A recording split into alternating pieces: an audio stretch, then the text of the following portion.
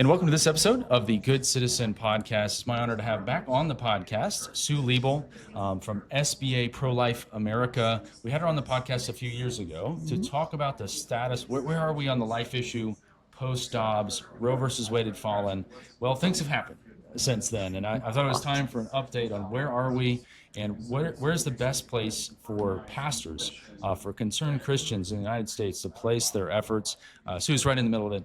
So Sue, I'd ask you to start by just a recent story or just a recent thought or anecdote of where we are. And I know we had discussed one earlier that really impacted me. So if you wouldn't mind sharing that with the audience. Sure, absolutely, yeah. So much has changed. The tectonic plates have shifted greatly in the pro-life movement since Dobbs. In some ways, in a very good way, in some ways, in a not so good way. We'll talk about that as we go along. But a recent story that just is heartbreaking and also encouraging at the same time is that, unfortunately, since Indiana passed Senate Bill 1, first state to do that after the Dobbs decision, so our abortion rate is greatly declined. However, nationwide abortions are up, and they're up because of the chemical abortion pill. The FDA still allows that to be mailed without a doctor's visiting a doctor. That's a Biden-era rule, and we're trying to get the Trump administration to remove that rule. So you have to see a doctor now. But right now you don't have to. You can buy them online and just get them in the mail. So what's happening, unfortunately, that more women are getting them, but also bad guys are getting them. So an abuser, a man who doesn't want that baby to happen, and they're slipping the pills in their drinks.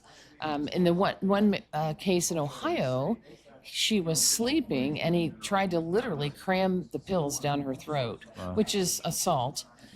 She tried to get away. He took her keys, barricaded her in the house. He has been charged with 4 felonies. As he should. She has found her voice. And just recently, in Washington, D.C., there was a confirmation hearing for the new Attorney General. Pam Bondi was the U.S. Attorney General. She's gone. His name is Todd Blanche. And the U.S. Senate has to affirm him. So in that committee hearing, just a week or so ago, a lot of the senators were able to pelt him with questions about why is this pill still in the mail?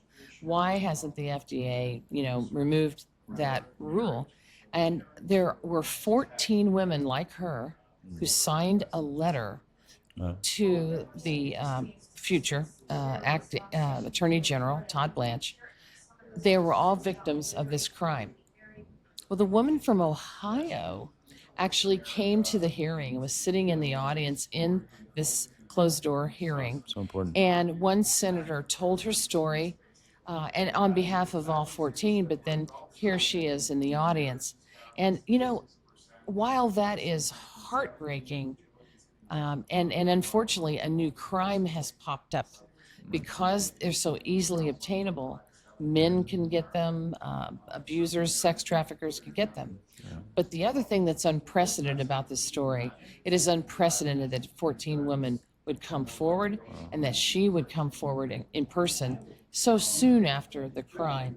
And so it gives me a lot of hope that women are starting to reclaim their voice and speaking into the whole abortion issue, let alone the crime that is popping up as well. But that story is so powerful, and it really captures the moment that we're in, but also the importance of bringing those stories. Senators, we're going to have you look this lady right in the face. Right. You're going to hear the story straight from her, the grief, the heartbreak, the terror of that. And so it's so important. It's part of the work that you're doing and the work that SBA Pro-Life America is doing. So I'm so grateful for that. Again, the big idea for this episode is kind of catching up on where we are, what can we do next. We are at a conference at SoConCon. Folks from all over the country promoting biblical principles, conservative principles in public life are here to talk about what's next. So there's a lot of great things going on. So you may hear a little bit of that in the background. If you're watching the video, you may see me glance to the right a little bit, make sure we're actually recording. So that's kind of where we are at the moment. Well, Busy day. Sue, I so appreciate you taking the time out. Sue is actually responsible for, well, the entire country. As she, No. here's a little bit. She leads nationwide efforts for SBA Pro-Life America, focused on state legislation, which after Dobbs, I mean, this is where it's at. This is the action. We're not seeing a lot of movement federally on legislation, so this is where it's going on. A longtime Indianapolis resident with over 30 years of experience, some time at the Indiana Family Institute. Yes. We miss her there. Still part of the family. Yes, and she's worked with organizations there in Indy, but her work at SBA Pro-Life America also includes her plan, this new ministry that we're going to be talking about today as well. So wears a couple of hats, but primarily a dedicated advocate who lives out her faith in public square. She continues the legacy of trailblazing women like Susan B. Anthony by fighting for policies rooted in dignity, truth, and compassion. So always great to catch up with you. Thank you. Sue. Thanks for having me again. Well, I wanted to rewind just a little bit.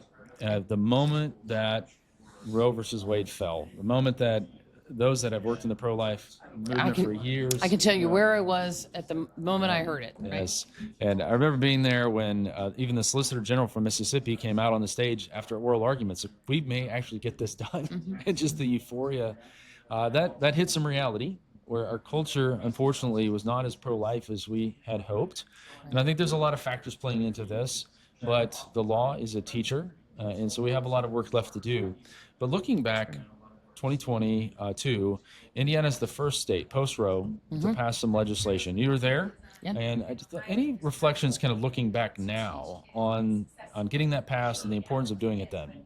So Indiana has been a pro-life state for many years. And when I was with Indiana Right to Life and Indiana Family Institute, we've had great leadership in the governor's office and the legislature to pass as many pro-life laws as we could under Roe versus Wade.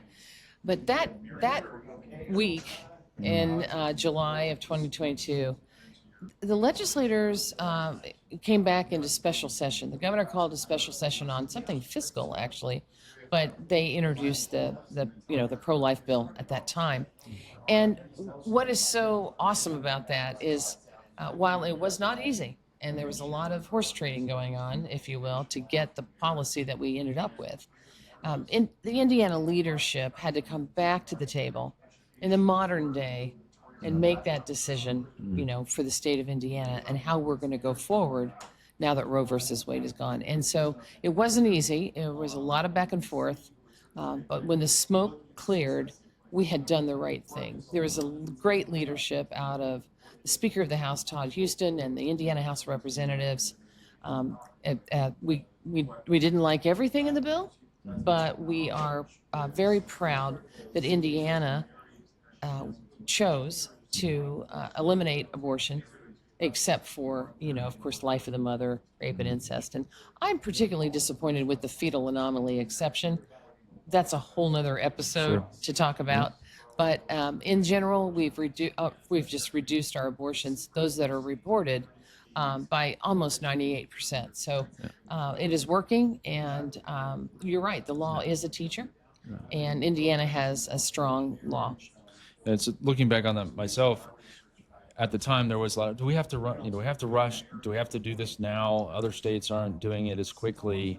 And now Indiana largely being an island when it comes to some of these policies. We do have Kentucky to our south, but our other neighbors, there's been real difficulty, even constitutional protections now for the right to end the life of your unborn baby. Yes. So it's important for us to get out of the gate and do that.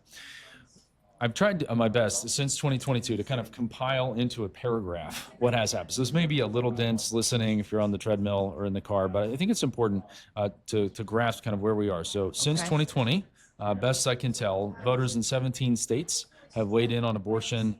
In 2024, 7 measures attempting to enshrine abortion as a state constitutional right passed, and 3 failed.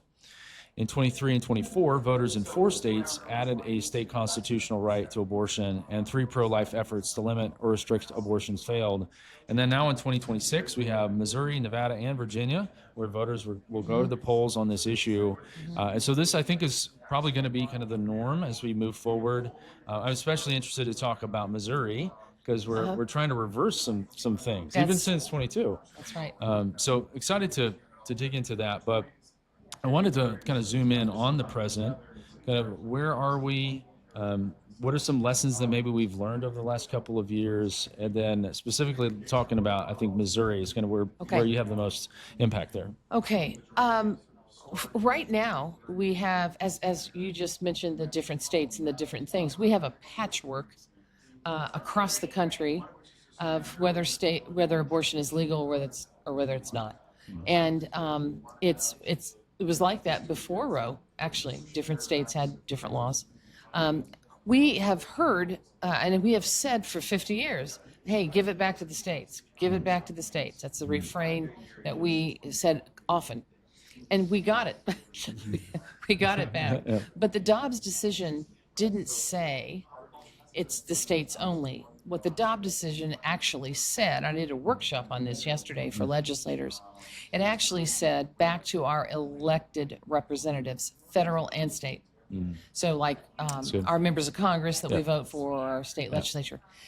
What that really meant is not activist judges, not in the Yes, courts. that's great. It's Great back point. to our elected rep. So if we don't like what they're doing, we can elect somebody else. So it's kind of back into the hands of the elected. It's back in our hands. It's back in our hands, and judges. I'm sure things are going to go to court, but we're voting for this now, and that's what has happened with the ballot initiatives and things that you've talked about. Yeah.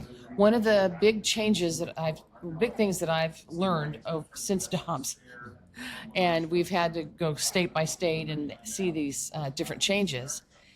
One of the things I've learned, and I'm sorry to have to say this, but a lot of people don't really understand or know how far abortion has come in this country. A lot of people, because Susan B. Anthony, we knock on doors in campaigns. We do voter education. Last year last election, we knocked on 4 million doors. Wow. Around the country, and that's our biggest claim to fame is our ground game, if you will, in helping pro-life candidates win elections. So one of the things we find is a lot of people don't realize that there are still the forces are still out there. There's still states in America that have abortion up until birth, late-term abortion, gruesome abortion. After a baby can feel pain. That's still going on in the United States. So even after Dobbs, when states get to do their thing, we still have about half the country, it's kind of about half and half, that have put some limits on it, heartbeat or zero abortions, and those that are rabidly pro-choice and pro-abortion. So it's still actually an issue. In fact, it's even more important that we continue to vote for pro-life representatives, whether that's our state legislators, whether that's Congress or U.S. senators, because if we start to fail in our job of voting for these folks, that could even change in Indiana if the makeup of our legislature changes. So we've got to be vigilant in knowing who the candidates are and getting people who are pro-life to be elected, and that's the goal of Susan B. Anthony anyway. But so I also see one other thing I'd like to mention is because Americans, our audience, everyone, maybe doesn't know how far the other side wants to take it, how far and extreme I don't mean to be political here, honestly, but you can just go look this up, how extreme the Democrat position is on life. It's just full-on abortion to birth. They want you to pay for it with your tax dollars. And so those forces are still at play. Unfortunately, in the states that have passed those initiatives, Ohio, Missouri, as you mentioned, they're very pro-life people, and they were deceived by the other side with TV commercials and think women are going to die and Chicken Little, the sky if is you falling. question this, just go read some of these ballot initiatives, and any reasonable person's left with, should I do yes or no? And Right, and it's confusing. I mean, Josh, when I go to the ballot and I see some ballot initiatives I don't understand about taxes or something, I don't know. I don't know what they mean. But in this one, the battle is on the airwaves, on radio and TV. The other side outspins us greatly. And I think what I've seen and the message I want to bring today is don't be deceived. do not be deceived. There is no one, not even us pro-lifers, want to stop medical care for women. None of us want to see, women suffer in inaction, or no, we don't want to see women die and that sort of thing. But they make it Criminalized miscarriage or something. right, Yeah, right. They make it sound like that's what we want to do, and that's why you have to vote for this. And people fall for it. Now, the beauty is in Missouri, they're trying to undo that this next November, and happy to talk about that as well. So just a couple notes, and thank you for mentioning that, because functionally it has been only the states have acted, but that's because right now getting anything done in Congress is extremely difficult. Right. So you could foresee, and just take the same-sex marriage issue. As a Christian, I believe that marriage is between a man and a woman. Well, you have the case of Burgefell, but then you have a federal law that then, in a sense, codifies that. So you could even see a federal law that codifies abortion. We go back to essentially what was under Roe versus Wade. I'll tell you that in this next election, in the midterms, 2026, and then in 2028. And again, I'm not really being political. I'm just talking about the two teams, Republican and Democrat, right? Like a ball game, two teams. And just look at the platforms if this is a question, right? The Democrats have already teed up in Congress, a bill called the Women's Health Protection Act. Nice name. Yeah. What it would do if the Democrats, get control of the House and Senate and can pass a bill, it would undo all of our state laws. So it would be abortion on demand in America, up late term, up until birth, taxpayer funded, and they are poised and ready to do that. So there's kind of like, as we work to try to lock down pro-life protections, there's this ticking time bomb that if, unfortunately, the winds shift and we lose our pro-life members of Congress, they are poised. The women that wear the white blouses at the State of the Union, they are ready. They have the bill ready to go, and it would usurp everything we've done in the states. Wow. So we want to be very keenly aware of that as we think about who we want to vote for, how we want to do this in America. We also know, and I'm going to correct a little something, Josh. Please. Unfortunately, the FDA, the Food and Drug Administration, which is a federal agency under the command of President Trump, during the Joe Biden presidency, they relaxed the rules on the abortion drugs so that women did not have to see a doctor first, and that it could be sent in the mail. Unfortunately, the FDA, now that Trump's back in office, has not rescinded that rule. So we are still getting, unfortunately, those pills through the mail, and anyone can get them. As I mentioned, the abuser men and stuff like that. The members of Congress are trying to figure out, since the FDA won't act yet, how they can come over the top of that through congressional action. I see. We've seen the pro-life members of Congress, which there are many, 158 of them wrote a letter to the FDA from the House. 51 of the senators wrote a letter to the FDA. It's unprecedented to stop the mailing. So we're seeing actually members of Congress rise up like never before. Well, that's greatly encouraging and I think sobering, and always welcome. Like if I get something, please. That's what this is all about. So, and also I respect, knowing many of our members of Congress, just how hard it is and how hard they're working. Yes, they are. Getting across the finish line with something signed, going to the president is just difficult in D.C. right now. Yes. The big idea I take away from this, and I hope listeners do too, is that it can feel, and as I've talked to Christians, post-Dobbs, so okay, we've got that done. We can go focus on other things. No.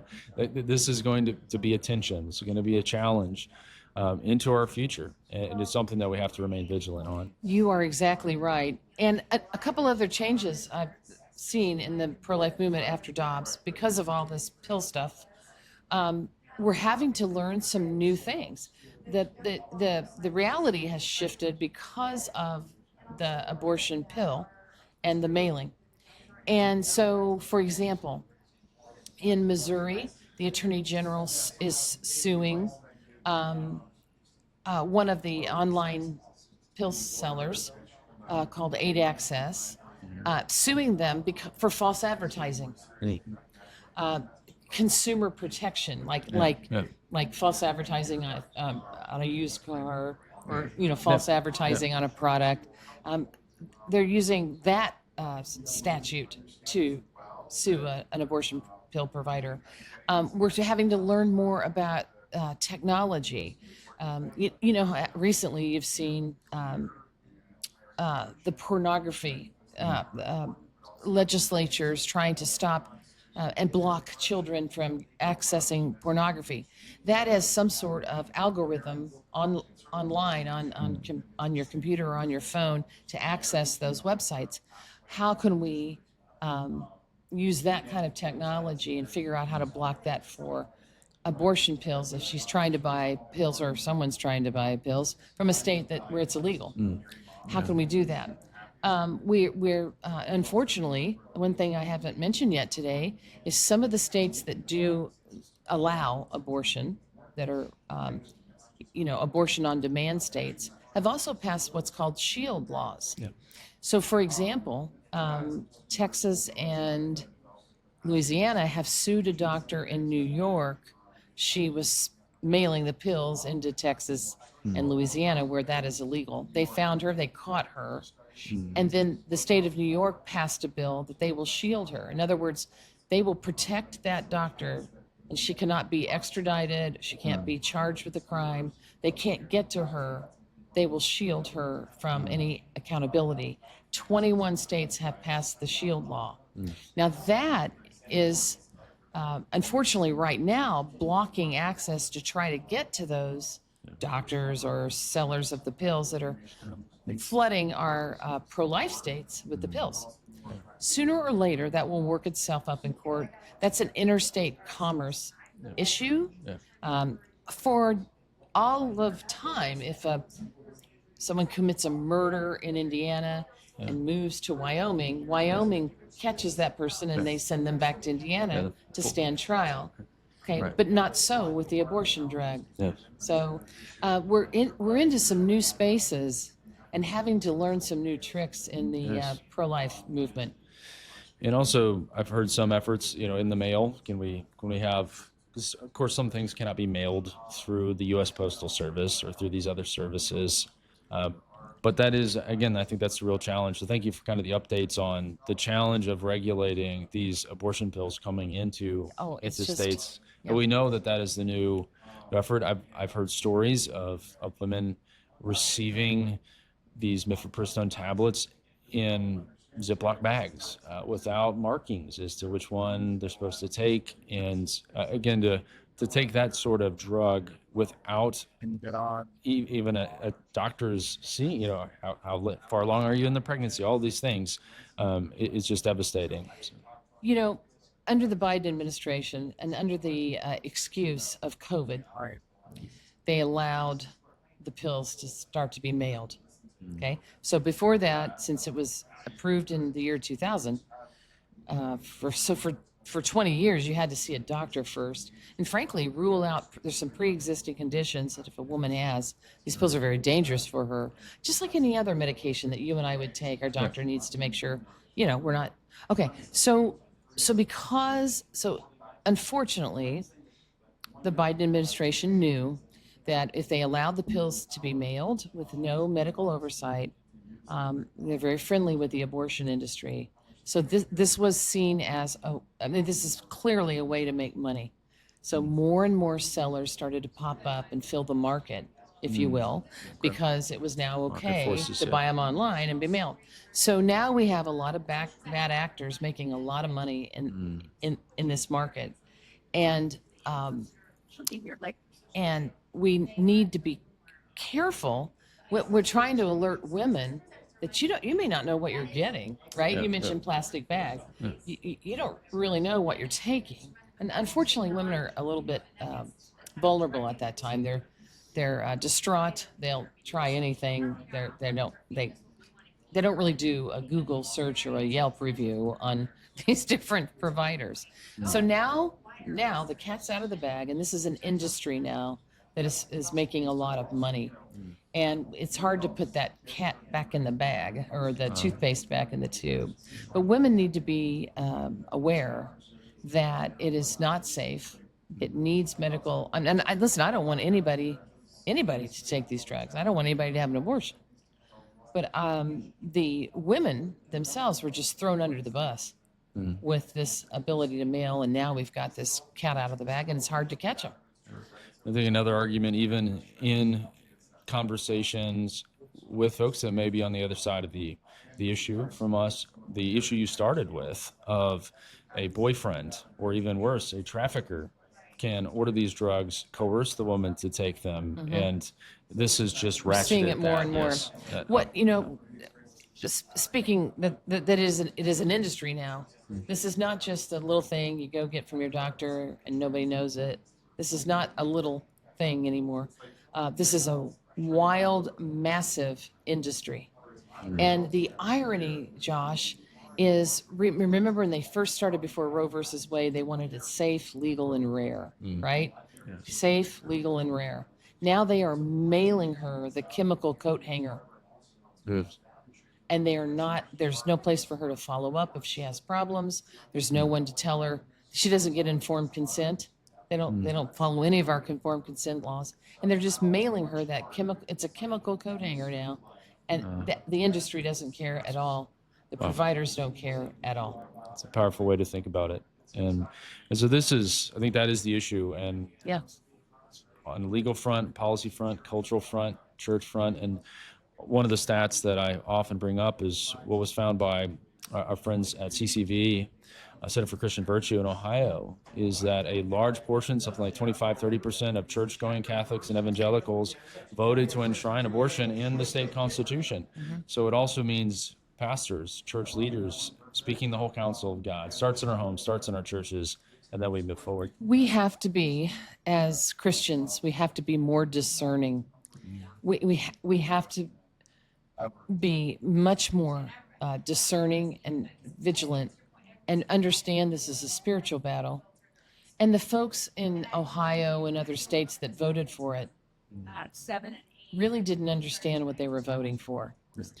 And one of the biggest pieces of feedback I heard after that Ohio experience is that they thought we were, our side, pro-life side, they thought we were exaggerating. That if you vote for this, it'll be abortion on demand up until birth, taxpayer dollars, it'll be wild abortion. Oh, that's not true. That's not going to happen. You're exaggerating to get my vote. No, actually, that's what the amendment says. Yes. And so you can also, take them at their word for that. And also the way they write it, that any person or person has access to reproductive freedom.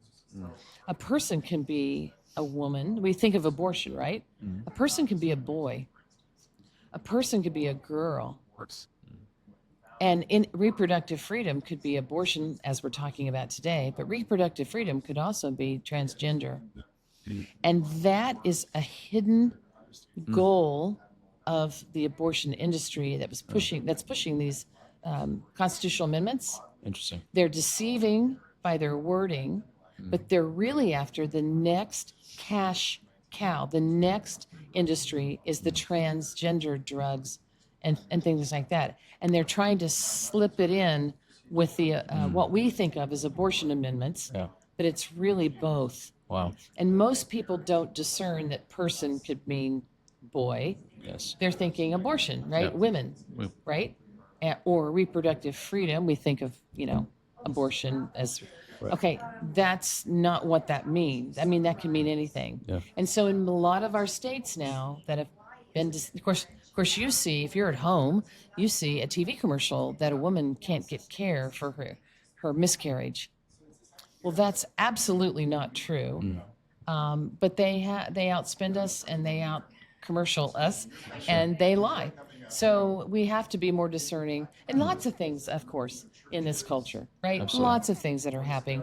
It's a spiritual battle, And I just implore any listener, any pastor, to know that there are women in your church who have fallen for this, thinking that the pill was just easy and safe and a secret, and they've gone through a disastrous, traumatic experience. Yeah.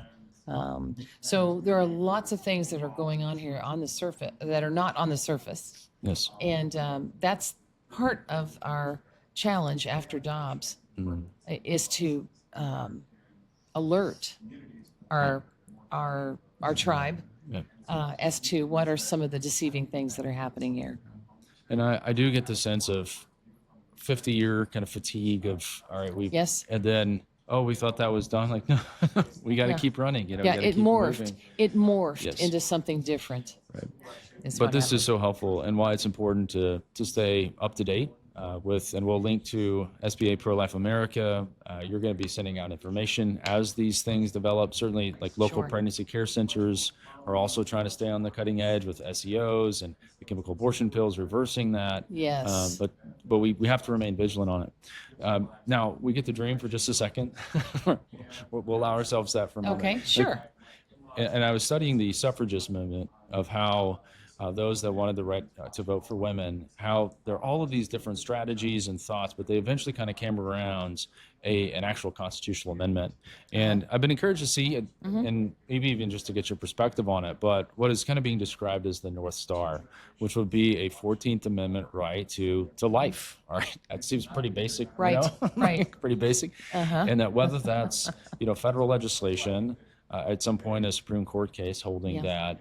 But my thought was, for those out there, like, oh, wow, we have this 50-year fight. Now we're looking at the future. Well, what is our goal? Like, what would, and it may never be final, but what is our ultimate win? Could you talk a little bit about that North Star? Yeah. I can. Right now we're putting out fires, right? Sure. And we also know, and I don't mean to be so practical, but if you have, like Indiana, 100 members of the House and 50 members of the Senate, what's going to happen is how many of them put their finger on the green button to vote yes, and how many put their finger on the red button to vote no. And I don't mean to be crass about that, but who we elect is going to be the ones that make that law, okay? So right now in Congress, at the federal level, we don't quite have the majorities that we need. We're doing better. This is one of the most active Congresses I've ever seen in a long time on the life issue. It's great, but they still don't have the votes to get a lot of this over the finish line. Yeah. So who we vote for, if you're talking about the 14th Amendment, especially on the federal level, who we vote for matters. I think a goal, if we can get past some of these brush fires that we're trying to put out right now, is that the United States as a whole doesn't have the protections that many other countries have. So, for example, while we're talking about Indiana and these pills and all the things we're talking about, meanwhile, California and New York and Illinois are just still aborting hundreds of thousands of babies every day and harming women. So we also need to think ahead that it shouldn't be in America that where you live will determine whether you live. Oh, that's good. So a baby born in California, a baby conceived in California or born in California may not have the same right to life as. So I think one of the things we're looking at, and we need a little stronger Congress to get this. We can't get this today, but except that we have the 14th Amendment. Yeah. But some sort of minimum standard in America. I do not believe we'll ever have the votes in Congress to stop abortion completely. We would have to. We have to put pro-life people in every single seat. Fundamental reworking, yes. Yeah, and Connecticut's not going to vote for that. Pray for spiritual renewal. New York's not going to vote for that, right? Okay, but until we can do that, can we maybe, as a people, agree that no state, even though we have the freedom under Dobbs, but no state should go past when a baby can feel pain, or no, in America, we won't do late-term abortion, or something like that we could probably sell, right? We could probably get the votes for, and at least limit California and New York and Illinois That's good. to something that's a lot more reasonable. We are still, as a country, we're still in the presence of China and Korea and other It's shocking. other It's countries that we allow that. Yeah. Now, don't get me wrong. I'm very grateful for the Dobbs decision because it allows Indiana and Kentucky and Texas and states that are pro-life to go as far as they possibly can to protect life. And that is a win. Yeah. That's so helpful and just helping us kind of see what would be We the need to- next steps. yeah. Where are we going in culture? Because it does feel like it's maybe 2 steps forward, 1 step back. Right. It does feel like putting out a lot of brush fires. So I so appreciate this. I want to think that way in our efforts. Yeah. Because we only have so much time. Well, to we impact the had issue. 50 years Yeah. to kind of adjust under Roe and figure out, we could figure out how to get our big toe right on that line, without crossing it, and how to push the envelope. And we're just, 3 years into this, or 4 years into this, I guess. And we're still testing the boundaries of where this can go. I mean, pro-life, from a pro-life standpoint. But we have got to rein in California, New York, and New Mexico, and all these other states that are just killing babies left and right. Yeah. When we're in the same human rights, civil rights category as Correct. China and North Korea, Yeah, right. we got to change this. We shouldn't be in that category, right? Well- And I think, honestly, polling shows us, and we've known this for years, most people, like 75%, and this is consistent, polling over the last decade or two, consistently, 75% of Americans, even people who say they're pro-choice, really don't agree with late-term abortion. It's like, that's not what I meant. Yeah. Even if I want Yeah, some hope- abortion, I don't want that. Yeah. And so, there's agreement among the voters that that's just going too far. Yeah. Now, don't get me wrong, one is too far. Sure. But from the way policy is made in America, that's kind of I think we can hope for, at least in the near term. That's so helpful. Just have a benchmark for our efforts. And I think that's a great opportunity to pivot as we kind of wind down the interview here, is that this is where it comes back to listener.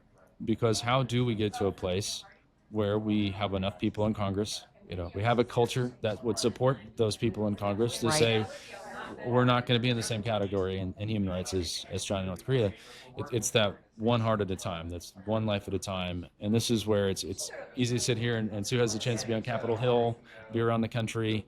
For our listeners to think, oh, what can I do? Well, it's the neighbor down the street. It's your church supporting a young woman in need, encouraging her to choose life, supporting the local pregnancy care Absolutely. center. And what I appreciate about SBA Pro-Life America is you're also thinking along those lines with her plan. So we talked a little bit about this before, but could you explain just quickly kind of nuts and bolts and how people can find it, how they might be able to get engaged? We actually started her plan before Roe versus Wade fell. We saw it coming, kind of, and we wanted to be prepared and not have to start on that day. So we started to build her plan. We did a lot of research, and we categorized the top 7 reasons women say they need to get an abortion. And we started to build an app. It's on your phone, GIS, kind of like Google Maps, knows where you are. And a woman could tap in, a pregnant woman could tap in, I need medical care, or I need transportation to the doctor, or I need a pregnancy center to help me. And then it knows where you are, and we have found all of those social services in the community. But we don't just put them all on there. We actually vet each and every housing, transportation, medical service that trying to get their attention, that just is kind of loud in here, sorry. We have vetted them that they're pro-life. So, for example, a women's domestic violence shelter in Indianapolis, let's say. If that's okay, I mean, a woman needs shelter, right? But if she's pregnant, will they take her to Planned Parenthood tomorrow morning? Yeah. And so we are building a network of pro-life, pro-family services for women and children and families. Also then, so for people that work at your church, or people that work in a service agency can also use the app to find resources that she needs to survive, to get by. We want to wrap our arms around her. We want to walk with her through this, and that's what pregnancy centers do so well. Right. But we've expanded that to all kinds of services that are available in communities, and we're building those communities. On the herplan.org website is a section called Pathways. We get asked all over the country by churches and what can we do? How can we help? What have we got that we can share?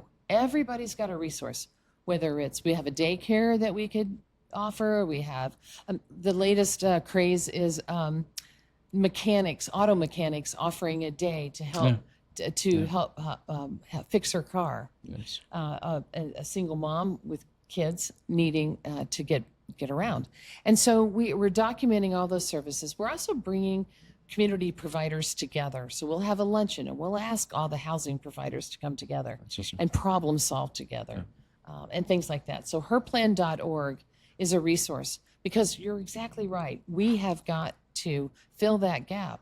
We've got to help her when she sees no other option. As our HerPlan director says, she might choose life on a Monday and think she's going to go for it, but when she gets evicted on Wednesday, she thinks I'll go ahead and get that abortion. Yeah. Or when her car breaks down on Thursday, well, I better get that abortion. Yeah. So we've got to build a community that is life affirming, and we really come alongside her. And I think it starts in the church. I think it also in the churches we need to understand that these women are facing these crises, and that we need to be much more aware of the pain and the hurt that's out there. Yeah.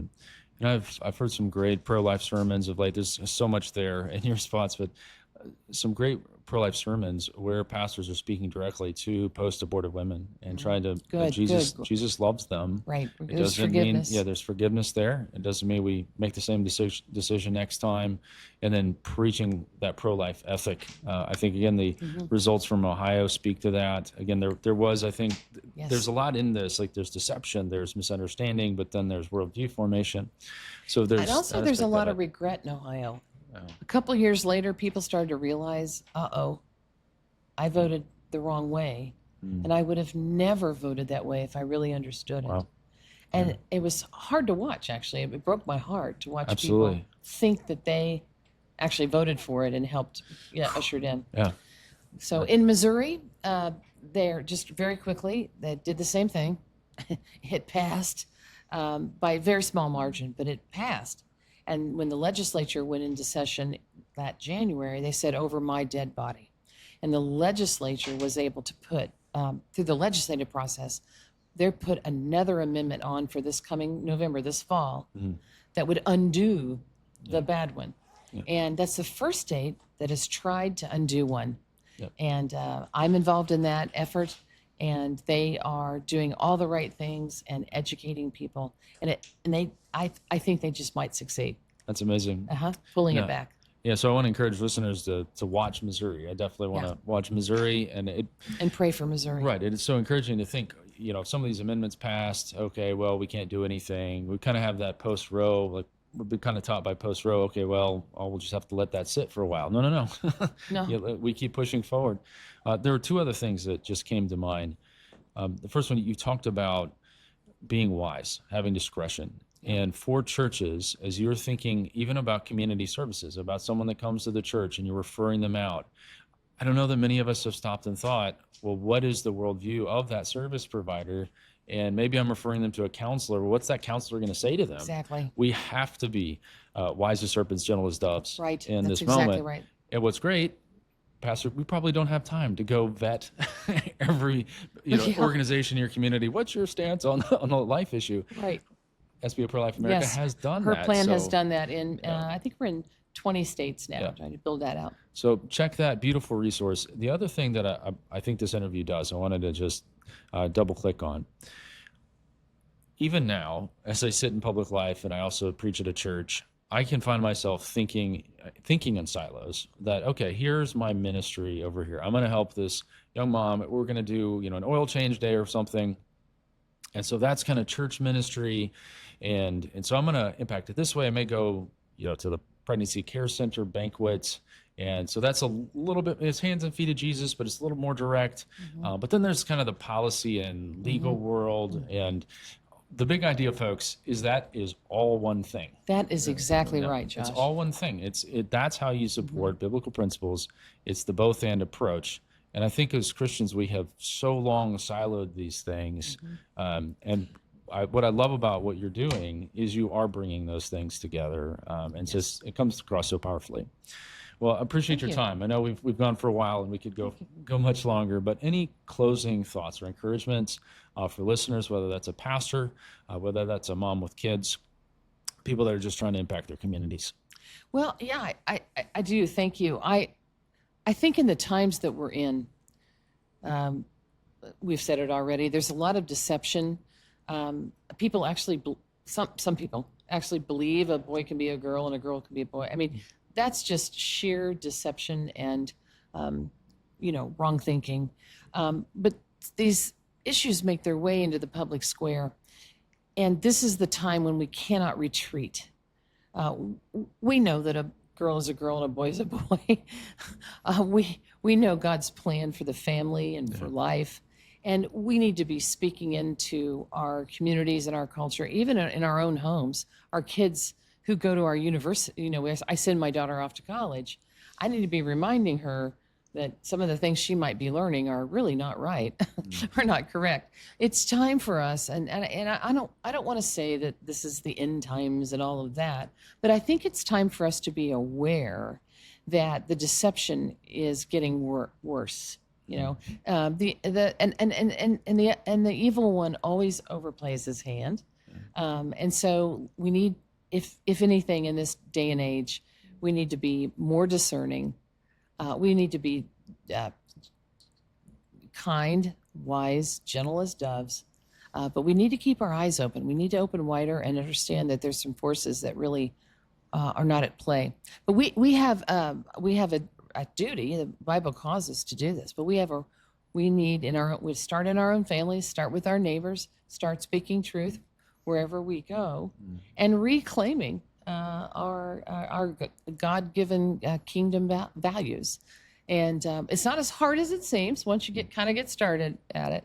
And when we elect people, we have to always remember that they don't wear black robes and they're not out of touch with us. We actually elect our fellow citizens.